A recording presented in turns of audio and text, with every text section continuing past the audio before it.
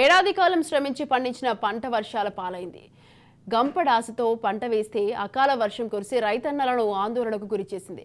వరి కొనుగోలు కేంద్రానికి ముందే తెచ్చిన అధికారుల అలసత్వం కారణంగా కొనుగోలుకు ముందే ధాన్యం తడిసి ముద్దయింది. కళ్ల ముందే తడిసిన వరి ధాన్యం మొలకెత్తుతుండటంతో మెదక్ జిల్లా అల్లదుర్గం రైతన్నలు ఆవేదన వ్యక్తం చేస్తున్నారు. మెదక్ జిల్లా అల్లదుర్గంలో 2 రోజులుగా కురుస్తున్న అకాల వర్షాలతో రైతన్నలు హరిగోసలు పడుతున్నారు. ప్రభుత్వం స్పందించి పంటను వెంటనే కొనుగోలు చేయాలని వేడుకుంటున్నారు. 15 రోజులు పోసి మ్యాచ్ కూడా తీసుకుంటలేరు.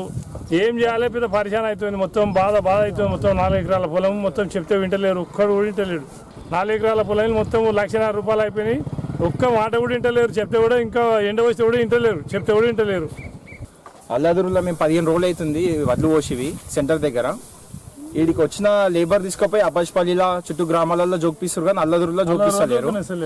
అట్లనే ఈ ఐకేపీ సార్ అయిన శివగౌడ్ అయినా ఇప్పటికి ఒక్కసారి కూడా రాలేదు సెంటర్ కాడికి. మేము ఐకేపీ సెంటర్ దగ్గర 15 రోజుల నుంచి ధాన్యం హార్వెస్టర్ ద్వారా కోసి ఇక్కడ పోసాము. 8 రోజులు ఆరబెట్టాము. కానీ వర్షం అనుకూలించడం లేదు.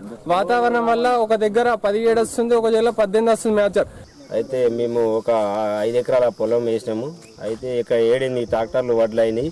కోసి మించు పొలం తారిపోయింది. కూడా కోసినాక కూడా ఒక 15 రోజుల టైం పట్టింది. కోసిన వారం రోజుల నుంచి వాన పడుతూనే ఉన్నది. అయితే ఏమైంది, మేము తీద్దామని ఎండ పోస్టాకలా వర్షం వస్తుంది. ఈరోజు 22 వచ్చినాయి. మళ్ళీ మ్యాచర్ చూస్తే రేపు వస్తే మ్యాచర్ వస్తుంది రేపు చూడండి అని ఎండ పోయింది అంటాకలా మళ్ళీ 25 వస్తున్నాయి. దానికి మేమేం చేయాలి? వాతావరణం మాకు సహకరిస్తలేదు.